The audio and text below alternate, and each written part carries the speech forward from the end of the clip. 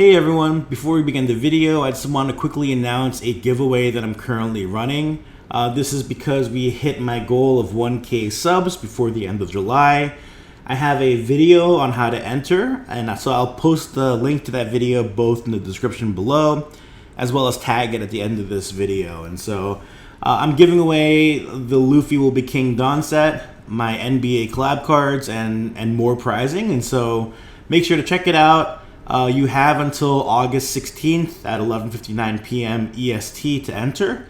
And so don't miss out on this giveaway. It's going to be a lot of fun, and there's going to be a lot of cool stuff for you. And so, yeah, thanks for watching. Back to the video. Hey everyone, it's Adakai TCG here, and I'm coming at you with another video. I'll be continuing my series on the Bonney versus the rest of the meta matchup tips. And again, I'll be giving you 5 tips on what I think you can do against the Black Yellow Luffy matchup. I do think that Bonney has quite the advantage in this matchup, just the way that these things play out. But yeah, regardless, we will go over 5 tips on how to approach that matchup and hopefully solidify it. And just to give you guys a better understanding on some tips and tricks that you can utilize to help tip the scales even more into your favor. And so, yeah, let's dive right into it. So real quickly, let's go over some important cards as per usual. In this matchup, I do think the Cavendish is quite valuable, especially because the Luffy is going to be sitting at the 9K range. The Cavendish being able to reactivate 2 Dawns that were rested helps us swing a little bit higher and take a little bit more out of the opponent's hands, or helps us utilize it for other things like a searcher or to put on an 8-drop kid, etc. that we may need. And so it's great that he sits at 5 cost 2, meaning that the egg drop Luffy can't hit him without any additional reduction, because that only hits a 4 cost. And so he is generally safe, or you're forcing the Black Yellow Luffy player to expend additional resources to get rid of him. The next card is the 5 cost Bonney. We'll be talking about this in a future tip, but this card is really good against the matchup, especially because Black Yellow Luffy likes to use all 10 Dawn, or rather needs to use all 10 Dawn to utilize his main ability with the Moria combo. And so being able to keep one rested means you are preventing that for a full turn. Lastly, Hawkins. This card is too staple and too sticky to not have there. And so, again, anytime you're establishing Basil Hawkins, you don't feel that bad about it because it's a 7K blocker, plus it can't be removed without significant effort. And so, very good card. But again, the Luffy player can get rid of the Basil Hawkins actually with like an Ice Age if he has nothing on board. He can egghead Luffy, trash that Luffy to get rid of it. But again, it is quite a few resources that the Luffy player is going to have to doing to get rid of this Basil. The other important cards, the 8-drop Kid is very important in this matchup. When you can establish this, it swings the favor into your Bonney way more. And so I do think it is even better paired with the Rosinante blocker, in that Rosinante can tank a KO for the rested kid if they do something like an Ice Age Egghead Luffy. And so very strong card, and it allows us to kind of go low on life, get those cards into hand, and then wall up, making it very hard to remove for the Luffy player. And this is really staple and key card into this matchup. We'll talk about the rest of the boss monsters. Hody Jones, also a card you'd want to see, especially towards the late game. Generally, at the end of the game, the Luffy player is going to be hiding behind 2 Sabo blockers. Hody is the perfect answer to that, because you're just going to rest the 2. Hopefully by that time you have a board of some high-powered boss monsters, and so you're just swinging quite big into the Luffy, stripping cards out of their hand or going for game. The 9-drop Zoro, if it can be established and stick for even just 1 turn, will swing the game into your favor significantly. And so if you're able to drop it, yeah, it can just win you the game. And so sometimes it's worth dropping it. I've gone back and forth because a lot of Black Yellow Luffy players are running Ice Age or some sort of bigger reduction to hit this, and so it's probably their top priority not to let this stay. But again, very, very strong card. If it sticks for a turn, you are in such an advantage position if you can get it to stick. But the card you have to look out for then is the 10-drop Kuzan. If they are able to establish this before you're able to drop something like your Zoro, don't even bother to try to drop the Zoro because they're just going to be able to remove it pretty seamlessly from then on. And so you're going to have pivot that position a little bit. And so, yeah. Going on to the tips now. Tip number 1, when to attack. So a lot of players that I see on the sim, they'll just leave the Black Yellow Luffy at full life, which generally can be a good strategy.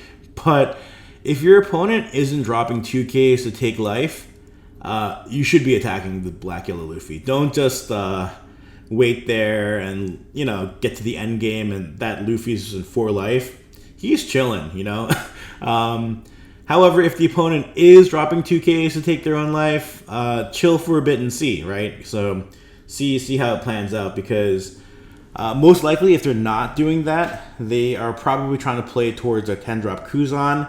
And if you allow them to drop their 10-drop Kuzan where you can't threaten game the following turn after that, you are in a very, very bad position. You just gave away the one advantage that Bonney kind of has into this match. And so you always want to make it so the opponent can't just drop the 10-drop Kuzan and then not get threatened for lethal or having like most of the cards stripped out of their hand from countering out the following turn.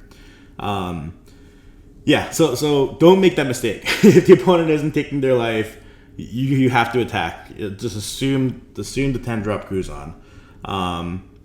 But yeah, so that's tip number 1. Tip number 2, and this is a little bit more nuanced, but turn 3, you want to have them at 3 life. And so the reason being is turn 3 is usually either 5 or 6 Dawn. Hopefully it is their 5 Dawn turn, meaning you got to go second. But the thing is, with 5 Dawn and 2 life, they have Egghead Luffy available and active, meaning that they're going to be able to just hard play that Egghead Luffy on their 5 Dawn turn and KO whatever you summoned that previous turn, because you could only summon a max of a 4 cost. And so this could hurt quite significantly. And the same applies even if they go second, right? Because say they go second, you establish a Cavendish, they can easily just drop a cost reduction and then their Egghead Luffy and then pop that Cavendish. And I think that's well worth it for the Black Yellow Luffy player, because they're getting rid of a key piece that you're going to want to keep on the board for the late game. And so, again, if at the turn 3, if they're at 3 life, you're happy. You can establish another body on your turn 4. And then start swinging into them, right? Because then you have a little bit of a wider board by this point, and even if they do drop the Egghead to KO your previous 4 cost, that's fine. And so, turn 3 life. Don't make the mistake of swinging into them, bringing them to 2. Force them to take their own life if they want to KO your 4 cost. Tip number 3 is 8 cost Kid and Rosinante. These are 2 cards you're going to want to search and have in your hands. Turn pattern wise, you're able to summon the 8 cost Kid the turn before their Moria leader combo, meaning if you went first, you can still drop it on your 9 Dawn turn, and just even activate it with the additional Dawn, playing out something like a Rosinante blocker. Meaning on their 10 Dawn turn, they're left with a choice of either doing their leader ability Moria combo, which would use all their Dawn, and they only get a 9k swing with their leader into your Kid, which you should be able to counter out pretty easily. Or they're going to have to pivot and try to get rid of that Kid, which you're kind of okay with too, because you have that Rosinante blocker established already too. making it a little bit tricky for the Luffy player to answer the kid. And so, yeah, establishing it on the turn before their 10-don turn, whether you're going first or second, is generally the safe and right play to do. But again, it depends upon the board state you are to that point, right? And so, but yeah, make them choose whether they want a Mori combo or try to get rid of the kid. And again, like I said, it's 1,000 times better if you can drop it with a 2-cost Rosinante blocker. That way, you can't just arbitrarily lose your kid to like an Ice Age Egghead Luffy, right? They'd have to get rid of the Rosinante first somehow. And so, let them be the one to try to answer that. Tip number 4 is blockers are really great into Luffy. Black Yellow Luffy does have a hard time to get rid of blockers. Egghead Luffy is usually their one answer to them, unless they are running the Nightmare Luffy variation, which I don't think too many people are. But again, saving your blockers for the end game, whether when you can leader ability and blocker up, can help you drag out that game long enough to out-resource the Luffy player. So this especially can happen, when we're running the 8 searchers as well, right? So you block her up, you can search to replenish your hands, and then you just drag it out that one additional turn. Hopefully the Luffy player will be running low on some resources by this time, because each time that they do Moria and leader ability, they are diminishing their hand size quite significantly, and so the longer the game drags out, the more it gets into your favor. Tip number 5 is 5-cost Bonney is goated. Dropping 5-cost Bonney to prevent the Black Yellow Luffy combo is just such a strong play that you can do, because it forces the Luffy player to either have the little brothers in hands or suffer a terrible crackback, right? And so if they don't have the little brothers in hand, then they're basically going to be sitting at the 5k power, in which this case you should have quite a wide board established already. And so being able to prevent that combo that they're depending on to replenish, get the blockers back out, and stay at 9k could just swing the game into your favor and help you win it right there and then. And it doesn't always need to happen right before the 10-don turn. Again, like I said before, my previous tip, sometimes I just drop and establish the 8-drop kid first because I want to have that established and good. And then the next turn I'll drop like the Bonney. But yeah, it depends on the game state as well, right? And so sometimes it does make more sense to drop the 5-cost Bonney first. Say you have already established a wide board, and this 5-drop Bonney can help you close out the game, or swing into them the following turn and just strip a bunch of their resources. Then maybe it's the right call to play that earlier. But again, it does depend on the game state. But yeah, this card is just really, really strong, so it's not a bad idea to search it with the Bonney Searcher. And last but not least, we have the bonus tips. And so 4 Sabos can happen. The 4 Sabos, 4 Morias can definitely happen with Black Yellow Luffy. Sometimes they'll high roll like crazy and just have so much cycle, so much unKOable 9k leader madness.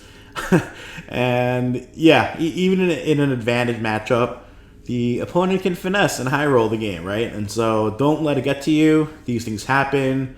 If you're in a regional or treasure cup, just brush it off because you'll win the next one, right? And so again, my whole mentality is each game is its own game.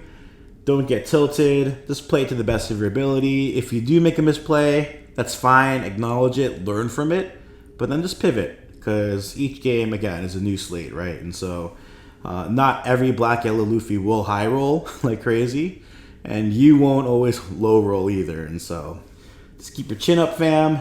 You guys got this. Much love. And so yeah, those are the 5 tips that I have against Black Yellow Luffy.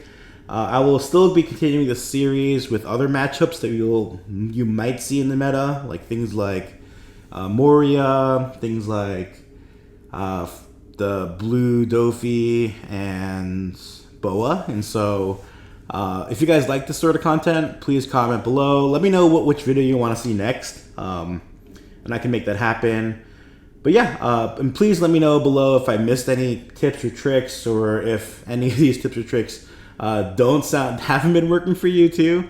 I would love to discuss. I'd love to learn too. And so again, I'm always trying to learn more about the game, always trying to improve and just build upon information that others have taught me. And yeah, so I'm definitely open to hearing that. But again, thank you so much for listening. Adakai out.